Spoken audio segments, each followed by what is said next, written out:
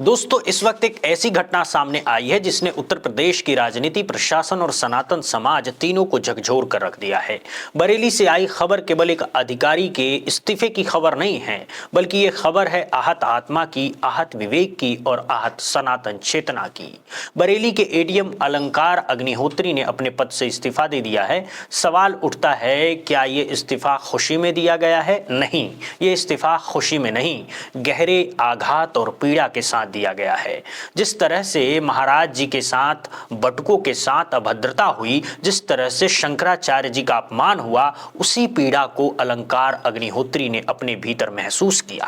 और जब किसी अधिकारी का विवेक उसके पद से बड़ा हो जाता है, तब ऐसे फैसले सामने आते हैं। सोचिए, जिस पद तक पहुंचने के लिए हजारों लोग वर्षों की मेहनत करते हैं, जिस कुर्सी को पाने का सपना लाखों देखते हैं, उसी कुर्सी को कोई व्यक्ति त्याग देता है। ये सामान्य बात नहीं है दोस्तों, ये बताता है कि उस व्यक्ति का मन कितना टूट चुका होगा। आज करोड़ों सनातन धर्मियों का मन आहत है और उसी आहत मन की प्रतिध्वनि इस इस्तीफे में सुनाई देती है। महाराज के साथ और बटकों के साथ अभद्रता हुई है, उसको लेकर बरेली के एडीएम अलंकार अग्निहोत्री ने अपने पद से इस्तीफा दे दिया है। इसको लेकर महाराज जी से बात करेंगे। क्यों दे दिया है? खुशी से दे दिया है? खुशी से नहीं दिया है, उनका मन आहत है। ठीक उसी तरह से जैसे करोड़ों सनातन धर्मियों का मन इस समय आहत है। उत्तर प्रदेश की निरंकुश सत्ता आदित्यनाथ योगी के माध्यम से बच्चों पर प्रहार कर रही है, बूढ़ों पर प्रहार कर रही है, महिलाओं पर प्रहार कर रही है, ब्रह्मचारियों पर प्रहार कर रही है, सन्यासियों पर प्रहार कर रही है। अपने सामने किसी को देख ही नहीं रही है, जो सामने आ रहा है उसी को पीट रही है और शंकराचार्य जी का अपमान कर रही है। ये सब बातें ऐसी हैं जो किसी भी सहृदय व्यक्ति को, संवेदनशील व्यक्ति को दुखी करने के लिए काफी हैं। महाराज जी के शब्दों में ये घटना उत्तर प्रदेश की मौजूदा सत्ता का एक बड़ा प्रश्न चिन्ह है। आरोप बेहद गंभीर है। कहा जा रहा है कि सत्ता निरंकुश हो चुकी है। बच्चों पर प्रहार, बूढ़ों पर प्रहार, महिलाओं पर प्रहार, ब्रह्मचारियों पर प्रहार, सन्यासियों पर प्रहार जो सामने आ रहे हैं, उसी को कुचला जा रहा है। और ये किसी भी संवेदनशील समाज के लिए चिंताजनक है। महाराज जी कहते हैं कि अलंकार अग्निहोत्री के प्रति भावनाएं दोहरी है। एक और दुख है कि उन्हें पद छोड़ना पड़ा। कितना बड़ा दुख उनके मन में उत्पन्न हुआ होगा अलंकार जी के मन में, कि उन्होंने इतने बड़े पद से जिस पद पर जाने के लिए जाने कितने लोग कितना इच्छा रखते हैं, कितना परिश्रम करते हैं, उस पद पर पहुंचे हुए व्यक्ति ने अगर उस पद को परित्याग कर दिया है तो उसका मन कितना क्षुब्ध होगा, कितना दुखी होगा, ये देखने की बात है। लेकिन दूसरी ओर गर्व भी है कि कम से कम कोई तो खड़ा हुआ जिसने ये दिखाया कि सनातन धर्म केवल नारा नहीं बल्कि आत्मा का विषय है। ये घटना उन दावों पर भी सवाल उठाती है जिनमें कहा जा रहा था कि ये सब विपक्ष की साजिश है। अब जब सत्ता का ही एक अधिकारी अलग हो रहा है, तो क्या अब भी इसे साजिश कहा जाएगा? इसी बातचीत में यूजीसी कानून को लेकर भी गंभीर आपत्ति जताई गई। यूजीसी कानून लागू किया है, क्या कहेंगे इसको? यूजीसी कानून भी इसी श्रेणी की बात है। जैसे इधर माघ में अपमान किया गया है ना, ऐसे ही यूजीसी कानून भी है। यूजीसी जो कानून है वो हिंदू को हिंदू से लड़ाने का कानून है। एक ही कैंपस में दो लड़के पढ़ने जाएंगे, उनकी अलग अलग जाति होगी, दोनों हिंदू होंगे, अब दोनों एक दूसरे से लड़ेंगे। लड़ने का मतलब एक कारण पैदा कर दिया गया है और अब आपस में लड़ करके मरेंगे। भला किसका होगा? दोनों आपस में लड़ेंगे, दोनों मरेंगे। तो आपने तो पूरे हिंदू समाज को यूजीसी कानून के माध्यम से आपस में लड़ा करके समाप्त करने का बड़ा षड्यंत्र कर दिया है, रचना कर दी है। ये कैसे स्वीकार किया जा सकता है? इसलिए हमारी भी मांग है कि यूजीसी कानून तत्काल जो अभी नया लाया गया है तत्काल रद्द किया जाए। तो कह रहे हैं कि हिंदू की सरकार है और हिंदू के प्रति काम कर रहे हैं। बात यह है कि हिंदू की सरकार कैसे है? अगर हिंदू की सरकार होती तो मंदिर न तोड़े जाते, मूर्तियां न तोड़ी जाती। अगर हिंदू की सरकार होती तो महाराज जी का कहना है कि ये कानून हिंदुओं को हिंदू से लड़ाने वाला कानून है। एक ही कैंपस में एक ही धर्म के अलग अलग जातियों के छात्रों के बीच संघर्ष की जमीन तैयार की जा रही है। और जब समाज आपस में लड़ता है तो फायदा किसी का नहीं होता है, न सत्ता का न समाज का। मांग साफ है, यूजीसी का नया कानून तत्काल वापस लिया जाए। इसके साथ साथ सरकार के हिंदू सरकार होने के दावे पर भी तीखा सवाल खड़ा किया गया है। अगर सरकार वास्तव में हिंदू होती तो मंदिर नहीं टूटते, मूर्तियां नहीं तोड़ी जाती, गौ हत्या बंद हो चुकी होती। लेकिन जमीनी हकीकत कुछ और ही है। कहानी कहती है, महाराज जी ने रावण और सीता का उदाहरण देते हुए कहा, चोला देखकर किसी को संत मान लेना सबसे बड़ा धोखा हो सकता है। आचरण अगर संतों जैसा न हो तो वेश का कोई अर्थ नहीं। गौ रक्षा को लेकर भी बहुत स्पष्ट संदेश दिया गया। 12 साल का समय पर्याप्त होता है दोस्तों किसी भी सरकार की नीयत परखने के लिए। अगर गौ हत्या वास्तव में बंद होती तो आज स्थिति कुछ और होती। गौ माता की हत्या को बंद कर दिया गया होता, कब पता नहीं कब, जैसे ही हिंदू सत्ता आती वैसे ही बंद कर दिया जाता, लेकिन वो चालू है। मंदिर तोड़े ही जा रहे हैं। 35 से ज्यादा कानून हिंदू धर्म के विरुद्ध बना दिए गए। ये हिंदू सरकार है। अगर रावण सीता जी के सामने आए और कहे, बेटा हम सन्यासी हैं, फलाहारी करते हैं, थोड़ा सा फल दे दो, सीता जी मान लें कि हाँ ये सन्यासी है, तो कितना बड़ा धोखा है। ऐसे ही ये पब्लिक जो है सीता बनी हुई है, जो उसको ठगने के लिए आया है, उसका चोला देख करके उसको संत मान रही है। वास्तव में इनका आचरण संतों के जैसा बिल्कुल नहीं है, और महंतों जैसा बिल्कुल नहीं है, और हिंदू जैसा बिल्कुल नहीं है। ये हिंदू धर्म के विरुद्ध जाने कितना काम कर चुके हैं। अगर सूची बना करके इस पे अध्ययन किया जाए तो पता चलेगा कि ये हिंदू हिंदू कह करके सत्ता में आए जो लोग हैं वो हिंदू धर्म का कितना बड़ा नुकसान कर रहे हैं। महाराज जी, लगातार आप गाय के लिए यात्रा निकाल रहे हैं रक्षा के लिए, और लोगों से क्या अपील आप कर रहे हैं कि लोगों से हम ये अपील कर रहे हैं कि तुम्हारी गौ माता जो है अब बच नहीं रही है। पहले की सरकारें भी गौ हत्या कर रही थी। तुमने कहा तुम गौ हत्या करते हो, तुमको हम छोड़ते हैं, तुमने ठुकरा दिया। अच्छा किया, ठुकरा दिया। जो भी पार्टियां थी उनको ठुकरा करके हिंदुओं ने इनको चुना। क्यों चुना? क्योंकि ये भाषण देते थे कि हम गौ हत्या बंद करेंगे, गौ हत्या हमारा बड़ी पीड़ा है। ये गुलाबी रंग देख करके तुम्हारा कलेजा दुखता है कि नहीं? मेरा तो दुखता है। तो लोगों ने समझा कि ये बड़े गौ भक्त हैं, इनको चुन लिया। इसलिए अब गौ माता की रक्षा के लिए हिंदू वोट करेंगे। या तो सत्ताधीश जो सरकार है, सत्ता में जो सरकार है, वो अभी भी समय है उसके पास, वो गौ हत्या बंद करके उसका सर्टिफिकेट लेकर के हमारे पास आए तो हम समझें कि ये गौ हत्या बंद करके आए हैं, निश्चित रूप से हिंदू हैं, उनको हम खुशी खुशी वोट दें। और अगर गौ हत्या बंदी कानून का सर्टिफिकेट लेके नहीं आते हैं तो फिर हम समझेंगे कि ये भी जैसी बाकी पार्टियां गौ घाती थी वैसे ये भी गौ घाती हैं। तो जैसे बाकी पार्टियों को हमने छोड़ा वैसे इनको भी छोड़ेंगे और एक नई सनातनी राजनीति लेकर के देश में आएंगे, ताकि सनातन धर्मियों के हृदय की जो पीड़ा है उसको दूर करने का नेतृत्व तैयार हो। महाराज जी कहते हैं अब हिंदू वोट देगा लेकिन गौ माता की रक्षा के आधार पर देगा। अगर सरकार गौ हत्या बंदी का प्रमाण लेकर आती है तो समर्थन मिलेगा, वरना जैसे पहले की पार्टियों को छोड़ा गया वैसे ही इसे भी छोड़ा जाएगा। डिप्टी सीएम केशव प्रसाद मौर्य द्वारा संगम स्नान के निमंत्रण पर भी सवाल उठाए गए।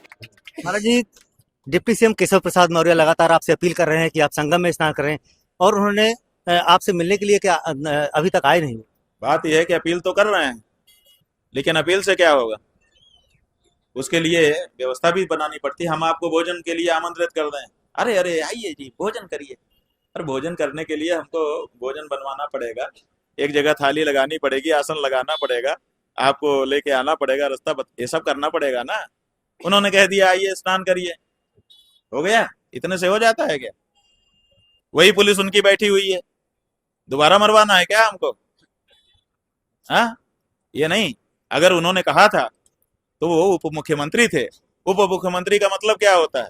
उप मुख्यमंत्री का मतलब है जहां मुख्यमंत्री उपस्थित ना हो वहां वही मुख्यमंत्री है। जैसे किसी भी संस्था में उपाध्यक्ष जब होता है, अध्यक्ष है तो वो कुछ नहीं होता है, और अध्यक्ष नहीं है तो वही अध्यक्ष होता है। उसी तरह से उप मुख्यमंत्री का मतलब होता है कि जहां मुख्यमंत्री उपस्थित नहीं है वहां वही मुख्यमंत्री है। तो उनके पास पावर था, एक तरह से वो यहाँ पर आदित्यनाथ जी की अनुपस्थिति में मुख्यमंत्री थे, तो वो चाहते तो आकर के यहाँ सब व्यवस्था बना देते, व्यवस्था बना करके ले जा करके स्नान कराते और वचन देते लिखित रूप से कि भविष्य में यह नहीं होगा, चारों शंकराचार्यों के सम्मान की सदा रक्षा करना का हम वचन देते हैं। दे पाए क्या वो? तो इसलिए उन्होंने सदाशयता अपनी हृदय की प्रकट की थी। हमको लगता है कि वो सज्जन व्यक्ति हैं, उन्होंने जो मन में विचार था उसको व्यक्त कर दिया, लेकिन व्यक्त होने के बाद जब आप लोगों ने उसको चारों तरफ घुमा दिया तो फिर उनके ऊपर के लोगों को पता चला होगा, तो उन लोगों ने उनको मना कर दिया होगा कि हमारी रणनीति अलग है, तुम इससे हट जाओ। तो बेचारे वो तो यही तो समस्या है, पुलिस जो है वो अंग्रेजों की गुलाम हो गई थी। डायर ने तो केवल आदेश दिया था, जो गोली फायर किया था वो तो भारत के ही सैनिक थे। उसी तरह से ये पुलिस गुलाम होती है, इसका अधिकारी जो कह देता है वही करता है। ऐसे नेता भी गुलाम होते हैं, उनके ऊपर के अधिकारी जो कह दें, इनको विवेक नहीं होता है, ऊपर का अधिकारी जो कहेगा वही ये करते हैं। यही समस्या है, इसलिए उनके विवेक शक्ति के माध्यम से उन्होंने कहा था, अब ऊपर से आदेश आ गया होगा तो वो चुप हो गए। यही बात हमको लगती है, अनुमान है हमारा, असलियत तो भाई वही जाने और उनकी बात। कहा गया कि केवल अपील से नहीं, व्यवस्था और सुरक्षा से विश्वास बनता है। लिखित आश्वासन, सम्मान की गारंटी, ये सब जरूरी है।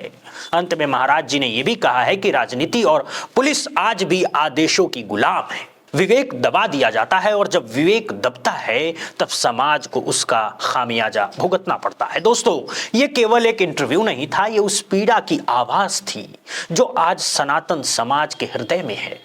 सवाल अब यही है, क्या सत्ता सुनेगी या फिर ऐसे ही और विवेकवान लोग अपने पद छोड़ते रहेंगे? दोस्तों, और भी खबरों पे नजर डालते हैं। पिछले एक हफ्ते से शंकराचार्य और उनके शिष्यों के साथ हुई कथित बदसलूकी, मारपीट और घसीटे जाने की घटनाओं को लेकर लगातार विवाद चल रहा है। इसी क्रम में शंकराचार्य हंगामे के बाद आज पहला बड़ा प्रशासनिक इस्तीफा सामने आया है।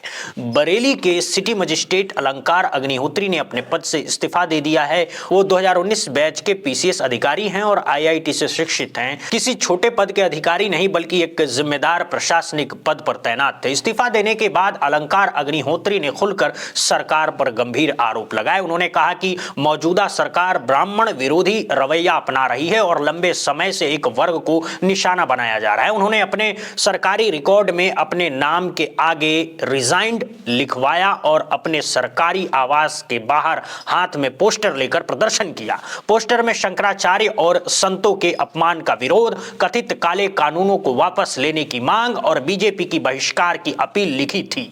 मीडिया से बातचीत में उन्होंने साफ कहा है कि वो अपने फैसले पर अडिग हैं और किसी दबाव में नहीं आएंगे। उनका कहना था कि अगर बूथ स्तर से लेकर बड़े पदाधिकारी इस्तीफा दे दे तो सरकार अल्पमत में आ जाएगी। उन्होंने यह भी दावा किया कि अगर आज चुनाव हो जाए तो मौजूदा सरकार सत्ता में नहीं लौटेगी। अलंकार अग्निहोत्री ने यह भी कहा कि किसी न किसी को तो आवाज उठानी ही पड़ेगी, तभी बदलाव संभव है। उन्होंने ब्राह्मण समाज से जुड़े सांसदों और विधायकों से अपील की कि वे पार्टी लाइन से ऊपर उठकर समाज के साथ खड़े हों।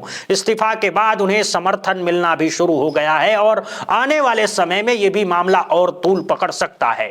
ये भारतीय जनता पार्टी नहीं। सर ठीक है सर, लाइव सर किसको आपने रिजाइन? मैंने जिलाधिकारी महोदय को ईमेल के माध्यम से, मैंने जो माननीय राज्यपाल महोदय हैं उनको भी ईमेल के माध्यम से, और जो सीईओ हैं जो यूपी जो भारत निर्वाचन आयोग उत्तर प्रदेश में, उनको भी ईमेल के क्या अलंकार अग्निहोत्री अपने इस रेजिग्नेशन पर अडिग हैं, अपने इस फैसले पर अडिग हैं? नहीं, इसमें अडिग तो बहुत सोच समझ के, जब कोई आपका जो हमारा जो माननीय जनप्रतिनिधि ब्राह्मण समाज के हैं जब नहीं बोल रहे हैं तो किसी न किसी को बोलना पड़ेगा, नहीं तो ये सिविल वॉर सिचुएशन आ जाएगी। बेटे बेटियों का रेप होगा, विद्यालयों में विश्वविद्यालयों में शोषण होगा, और तब भी ये जो कॉर्पोरेट कंपनी के एम्प्लॉय जो हमारे ब्राह्मण समाज के माननीय सांसद माननीय एमएलए हैं, ये कुछ नहीं बोलेंगे, क्योंकि उनको हाईकमान से जो सीईओ साहब से कोई भी आदेश नहीं मिलेगा। सर आपके इस्तीफा के लिए राजनीतिक तौर पर देखा जाने लगा है? आपका विषय है, ये समाज के जो माननीय जनप्रतिनिधि हैं उनको अब डिसाइड करना है। मेरा तो ये आह्वान है कि आप केंद्र सरकार तुरंत इस यूजीसी रेगुलेशन को वापस ले, और जो उत्तर प्रदेश में जो ब्राह्मण विरोधी अभियान चल रहा है वो उसको भी तुरंत सरकार वापस ले, रोके, और माननीय जनप्रतिनिधि जितने ब्राह्मण समाज के तुरंत अपने अपने जगह से इस्तीफा देकर समाज के साथ आए। सबसे पहला तो मुझे सभी से, माननीय अपने ब्राह्मण जनप्रतिनिधियों एमपी एमएलए से निवेदन है, और जो भी बूथ लेवल या इधर उधर जो कार्यकर्ता है, मेरा उनसे भी अनुरोध है, अब आप इस्तीफा दे के अलग हो जाइए, अल्पमत में सरकार, अल्पमत में सामान्य वर्ग अब आपसे अलग हो चुका है। अलंकार अग्निहोत्री ने अपने इस्तीफे की वजह केवल एक घटना को नहीं बताया, बल्कि उन्होंने कहा कि ये आक्रोश वर्षों से जमा हो रहा था। उनका कहना है कि एक लंबे अरसे से ब्राह्मण समाज को लगातार अपमानित और हाशिए पर धकेला जा रहा था। उन्होंने खुशी दुबे मामले का जिक्र करते हुए कहा कि एक नवविवाहित महिला के साथ अपराधी जैसा व्यवहार किया गया। मामला भले ही पुरानी हो, लेकिन समाज के मन में आज भी उसकी पीड़ा जिंदा है। इसके बाद उन्होंने थाने के अंदर एक दिव्यांग व्यक्ति की कथित पिटाई से मौत का मुद्दा उठाया। अग्निहोत्री ने कहा कि शंकराचार्य उनके शिष्यों और बटुकों यानी छोटे छोटे बच्चों तक के साथ बाल पकड़कर घसीटने, बुजुर्ग ब्राह्मणों को जूते से रौंदने और पीटने जैसी घटनाएं हुई है। उन्होंने सवाल उठाया कि क्या किसी अन्य धर्म के लोगों के साथ ऐसा व्यवहार करने की हिम्मत की जा सकती है। उनके अनुसार ये सीधे तौर पर ब्राह्मण समाज की मान मर्यादा का हनन है। रिजाइन किया है, क्या वजह रही है इसके पीछे बताइए। इसमें आप देखेंगे एक अरसे से उत्तर प्रदेश में ब्राह्मण विरोधी अभियान चल रहा है और आपने कई इंसिडेंट देखे होंगे। ब्राह्मण की जेल में डिप्टी जेलर ने पीट पीट के हत्या कर दी। और आपने खुशी दुबे प्रकरण देखा होगा, किसी एक अपराधी से 3 दिन पहले शादी हुई तो उसको किस तरीके से प्रताड़ित किया गया। इसी तरीके से जो थाना था उसमें विकलांग की पीट पीट के हत्या कर दी गई। और ऐसे कई अन्य प्रकरण हैं जो समाज के प्रति जो हुए हैं, घटित प्रकरण हुए हैं। इनमें से अभी 2 हफ्ते पूर्व ही जो हमारे मौनी अमावस्या में जो स्नान था उसमें जो ज्योतिर्मठ पीठ के जो शंकराचार्य हैं श्री अवधि मुक्तेश्वरानंद जी महाराज, उनके शिष्यों के साथ, खासकर बूढ़े जो सन्यासियों के साथ तो इतनी पिटाई की गई, लात और जूतों से घूंसों से मारा गया। एवं बटुक जो ब्राह्मण थे उनकी चोटी घसीट के, आपने वीडियो देखे होंगे किस तरीके से घसीट के जमीन पर उनको पीटा गया। चोटी और जो ये शिखा है, ये ब्राह्मण समाज का जो सांस्कृतिक प्रतीक है, उनकी आस्था का प्रतीक है। क्या आप ऐसा किसी अन्य धर्म या जाति के साथ आप कर सकते हैं? कि उनकी जो मान मर्यादा का हनन। इस्तीफा की एक बड़ी वजह हालिया यूजीसी रेगुलेशन भी है। 13 जनवरी को सरकार द्वारा जारी किए गए यूजीसी गजट के बाद सामान्य वर्ग विशेषकर ब्राह्मण समाज में गहरी नाराजगी है। अलंकार अग्निहोत्री का कहना है कि यह सामान्य वर्ग के साथ खुला भेदभाव है और उन्होंने यहां तक चेतावनी दी है कि अगर इस तरीके की नीतियां देश को सामाजिक टकराव की ओर ले जा सकती है। उन्होंने सवाल किया है कि आखिर सिविल वॉर जैसे शब्द इस्तेमाल करने की नौबत क्यों आ रही है। इसके अतिरिक्त जो दूसरा अभी जो यूजीसी 2026 का रेगुलेशन आया है, दिनांक जो 13 जनवरी को भारत सरकार के जो गजट प्रकाशित हुआ है, उसमें आपने सामान्य वर्ग के व्यक्ति जो अभ्यर्थी हैं, पढ़ते हैं, विद्यार्थी हैं, उनको आपने स्वघोषित अपराधी मान लिया है। आपका बेटा सामान्य वर्ग का यदि पढ़ने लिखने में अच्छा है तो कोई भी ईर्ष्या से एक आरोप लगा देगा, भेदभाव कर रहे हैं, समता समिति उसका शोषण कर लेगी।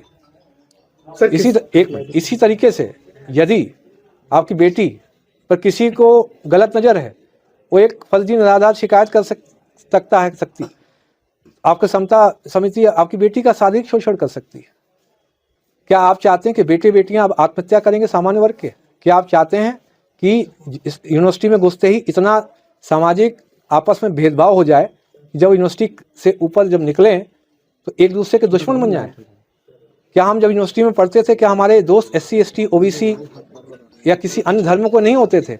आप एक ऐसी व्यवस्था का निर्माण करके जा रहे हैं जिसमें कि हम लोग एक दूसरे से लड़ेंगे, सरनेम देख के, जाति देख के, उपजाति देख के एक दूसरे से लड़ेंगे, मारेंगे एक दूसरे को। आज अलंकार अग्निहोत्री की चर्चा केवल उत्तर प्रदेश तक सीमित नहीं है, ये मुद्दा दिल्ली तक पहुंच चुका है और आने वाले समय में राजस्थान, हरियाणा, मध्य प्रदेश और बिहार तक फैलने की संभावना जताई जा रही है। सवाल ये भी उठ रहा है कि अगर बीजेपी का कोर वोटर माने जाने वाला वर्ग ही उससे दूर हो रहा है तो इसके राजनीतिक नतीजे क्या होंगे। उन्होंने ये भी सवाल सामने रखा कि क्या बीजेपी को लगता है कि ब्राह्मण समाज की कोई निर्णायक भूमिका नहीं है?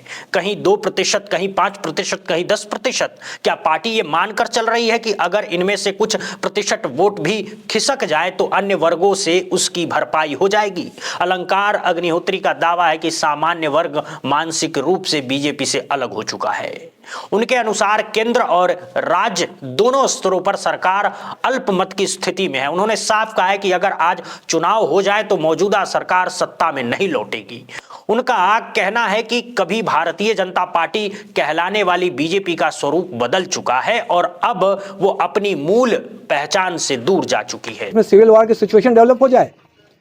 आपसे जो दोनों इश्यू में अगर देखेंगे, सामान्य वर्ग इस समय बहुत ही खफा है, आपसे एक तरीके मानसिक रूप से अलग हो चुका है। देखा जाए तो केंद्र सरकार और राज्य सरकार दोनों अब अल्पमत में आ चुकी हैं। सामान्य वर्ग बिल्कुल अलग हो चुका है। अलग आज अगर चुनाव हो जाए तो केंद्र और राज्य में दोनों जगह यह सरकार नहीं बचेगी। जो बीजेपी का प्रारूप पहले जो था भारतीय जनता पार्टी, आज वो विदेशी जनता। अब सबसे अहम बात यह है कि जिस तरह के तेवर इस वक्त अलंकार अग्निहोत्री दिखा रहे हैं, उससे यह बिल्कुल नहीं लगता कि वो अपना इस्तीफा वापस लेने की कोई गुंजाइश छोड़ रहे हैं। भले ही उनका इस्तीफा अभी औपचारिक रूप से स्वीकार नहीं हुआ है, लेकिन उनके रुख और बयानों से साफ है कि वापसी की राह लगभग बंद हो चुकी है। अक्सर देखा गया है कि कई अधिकारी या नेता आक्रोश में इस्तीफा दे देते हैं, फिर बातचीत होती है, मनाने की कोशिश होती है और मामला किसी न किसी तरह सुलझ जाता है। लेकिन यहां मामला अलग दिखाई दे रहा है। जिस स्तर पर अलंकार अग्निहोत्री ने मोर्चा खोला है, जिस आक्रामकता के साथ उन्होंने सरकार और पार्टी को चुनौती दी है, उससे लगता है कि ये गेंद अब सीमा रेखा के भीतर रुकने वाली नहीं है। यहां तो सीधे सीधे बाउंड्री पार होती दिखाई दे रही है। दोस्तों, अगर यह मामला इसी तरह आगे बढ़ता है तो यह सवाल स्वाभाविक है कि क्या बीजेपी के लिए अब ये एक गंभीर राजनीतिक चिंता का विषय बन चुका है। यह सही है कि ब्राह्मण समाज हर सीट पर निर्णायक स्थिति में नहीं है और कई जगह उनकी संख्या सीमित है, लेकिन इसके बावजूद अगर ब्राह्मण समाज मुखर होकर बीजेपी के खिलाफ बोलने लगता है तो वो एक ऐसा नैरेटिव जरूर खड़ा करता है जो राजनीति की दिशा को प्रभावित करता है। इसी बीच विपक्ष भी इसी मुद्दे को भुनाने का कोई मौका नहीं छोड़ रहा है। अखिलेश यादव लगातार सरकार पर हमलावर हैं, वहीं मुख्यमंत्री योगी आदित्यनाथ द्वारा कालनेमी शब्द का इस्तेमाल इस पूरे विवाद में आग में घी डालने जैसा साबित हुआ है। कहा जा रहा है कि यह टिप्पणी ब्राह्मण समाज के भीतर गहराई तक चुभ गई है। लोगों का कहना है कि शंकराचार्य से शंकराचार्य होने का प्रमाण मांगना और इस तरह के शब्दों का प्रयोग नहीं किया जाना चाहिए था। कागज दिखाइए वाला यह पूरा मामला घर घर चर्चा का विषय बन गया है। यही वजह है कि जो नैरेटिव पहले 24 और 48 घंटे के अल्टीमेटम के साथ चिपकाए जा रहे थे, वो अब धीरे धीरे ठंडे पड़ते दिखाई दे रहे हैं। डिप्टी सीएम केशव प्रसाद मौर्य का बयान भी इसी दिशा में इशारा करता है कि जहां उन्होंने ये कहकर लगभग पल्ला झाड़ लिया है कि उन्हें जाने के लिए कहा ही नहीं गया, जबकि वो शंकराचार्य के चरणों में जाने को तैयार हैं। अखिलेश यादव इस पूरे घटनाक्रम को लेकर सवाल उठा रहे हैं कि ये कैसी सनातन की सरकार है। उनका आरोप है कि ये सरकार सनातन समर्थक नहीं बल्कि सनातन विरोधी बनती जा रही है। जिस सनातन की राजनीति को बीजेपी लंबे समय से अपनी पहचान बनाकर चल रही थी, आज उसी मुद्दे पर उसे आईना दिखाया जा रहा है। जो बंगाल में कर रहे हैं उससे ज्यादा यूपी में कर रहे हैं। अगर आपके यहाँ 1 करोड़ वोट कटा है तो हमारे यहाँ 4 करोड़ वोट कटा है। ये कैसे समझदार लोग हैं बीजेपी के लोग। ये अपने आप को कहते हैं कि हम टेक्नोलॉजी को समझते हैं, डिजिटल इंडिया बनाना चाहते हैं, लेकिन इनके ऐप में न जाने कितने संशोधन हुए हैं। इनका ही ऐप इनको समझ में नहीं आ रहा है। और कभी मैपिंग, कभी अनमैपिंग। पहले मैपिंग किया तो कितने लोग वोट में आ गए, 1 करोड़ हमारे, फिर अनमैपिंग कर दिया 1 करोड़ वोट। आखिरकार इनको टेक्निकल सपोर्ट कौन दे रहा है? नहीं, ऐसा तो नहीं।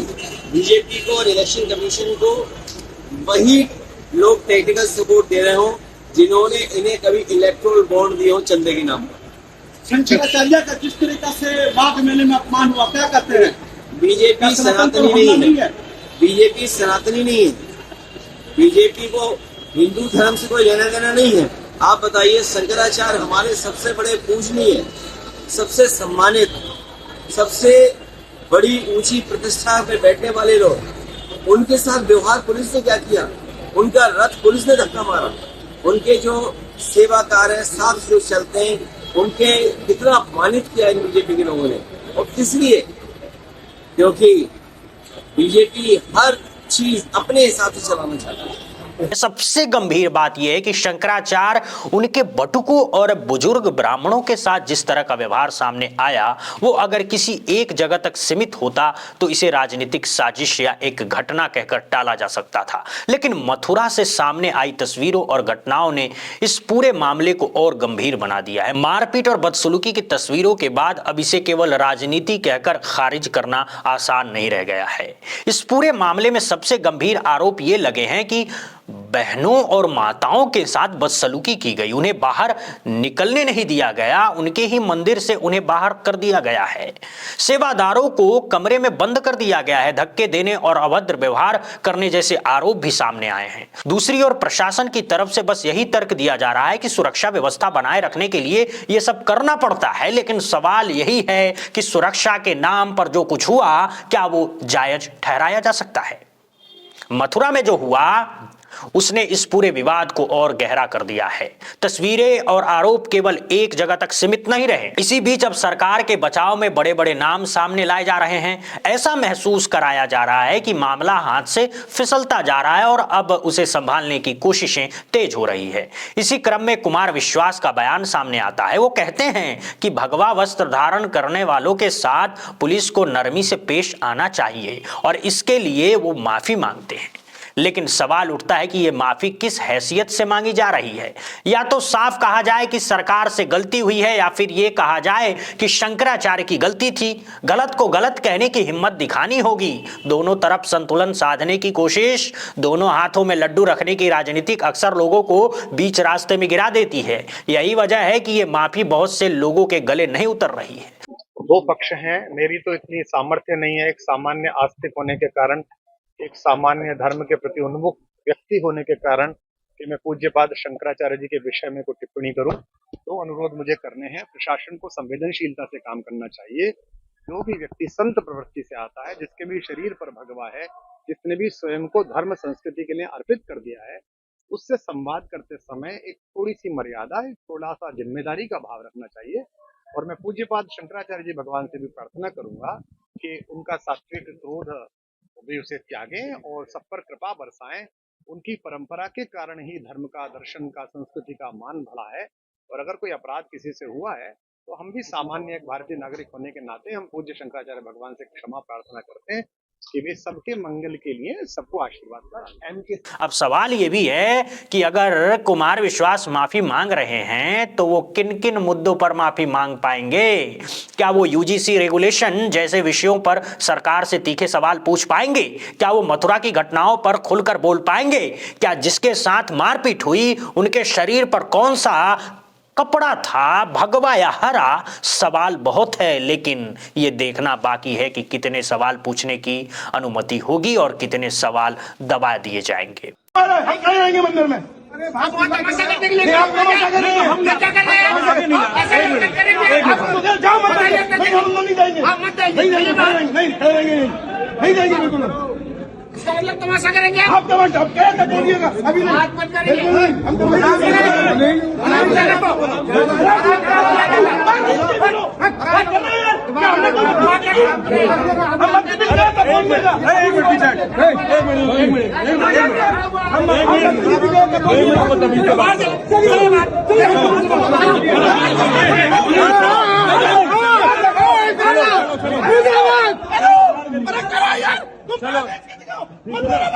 हम कैसे नहीं जाएंगे।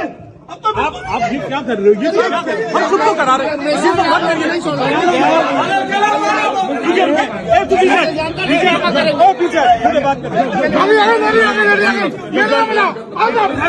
उत्तर प्रदेश में जिस तरह से मोर्चा खुल चुका है उसने सरकार की मुश्किलें बढ़ा दी है। अलंकार अग्निहोत्री को एक बड़े चेहरे के रूप में देखा जा रहा है। कहा जा रहा है कि वो अकेले नहीं हैं, उनके पीछे ताकत है। ये कोई सामान्य इस्तीफा नहीं है जहां अधिकारी चुपचाप इस्तीफा देकर घर बैठ जाए और कुछ दिनों बाद मामला शांत हो जाए। यहां अलंकार अग्निहोत्री खुलकर सामने आकर डंके की चोट पर अपनी बात रख रहे हैं। यही वजह है कि अब सरकार के लिए उन्हें मनाना भी आसान नहीं दिखता। इस पूरे विवाद में पहले से मौजूद ब्राह्मण अपमान का मुद्दा था ही, अब ऊपर से यूजीसी रेगुलेशन का तड़का भी लग चुका है। सामान्य वर्ग विशेषकर ब्राह्मण समाज अब इस मुद्दे पर भी मुखर होता दिखाई दे रहा है। एक ऐसे कदम को समर्थन देने आया हूं जिससे पूरे देश को प्रभावित किया गया। जिस यूजीसी और शंकराचार्य जी का अपमान किया गया और यूजीसी लाकर सवर्णों को अपमानित कर स्वघोषित अपराधी साबित किया गया। इसलिए मेरा सभी सवर्ण संगठनों से निवेदन है, सभी ब्राह्मण क्षत्रिय वैश्य कायस्थ संगठनों से निवेदन है, जैसे मैं अपने भाई के साथ खड़ा हूं, सभी संगठन आगे आकर आदरणीय अलंकार अग्निहोत्री जी के साथ आकर खड़े हों और सरकार को बताएं कि अलंकार अग्निहोत्री अकेला नहीं खड़ा है। यह संदेश पूरे देश के सवर्णों के घर घर तक जाना चाहिए कि अलंकार अग्निहोत्री ने मंगल पांडे जैसी मशाल जलाई है और ये जो मशाल जलाई है यह देश के कोने कोने में सवर्णों को जागरूक करने का काम करेगी। जिन सनातनियों को बांटने का प्रयास किया उन सनातनियों को सत्य पहुंचाने का काम करेगी।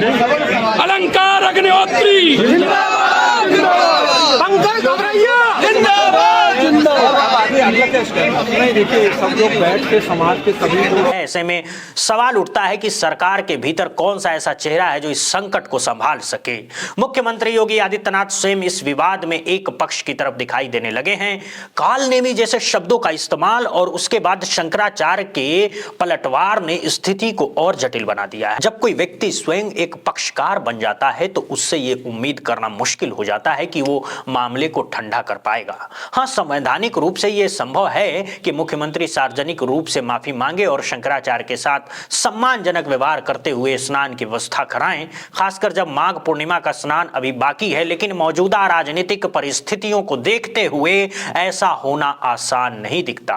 अब सवाल यह भी है कि क्या किसी अन्य मंत्री को आगे किया जाएगा? क्या ब्रिजेश पाठक को भेजा जाएगा, जिन्हें पहले भी कई विवादों में आगे किया गया है, लेकिन क्या वो इतने प्रभावशाली हैं कि उनके कहने से लोग ये मान लें कि अब सब कुछ ठीक हो गया है? अब तक ऐसा कोई उदाहरण सामने नहीं आया है दोस्तों, जहां उनके हस्तक्षेप के बाद कोई बड़ा विवाद पूरी तरह शांत हुआ हो और पीड़ित पक्ष संतुष्ट हुआ हो। यह पूरा मामला जिस तरह से आगे बढ़ा है वो अपने आप में कई सवाल खड़े करता है। बात कहां से शुरू हुई थी और अब कहां तक पहुंच गई है? एक छोटी सी चिंगारी कैसे एक बड़े राजनीतिक और सामाजिक विवाद में बदल गई, ये साफ दिखाई दे रहा है। अब ये देखना बाकी है कि ये यात्रा यहीं थमती है या आगे और कितना लंबा सफर तय करती है। बहुत बहुत धन्यवाद दोस्तों, बहुत बहुत शुक्रिया।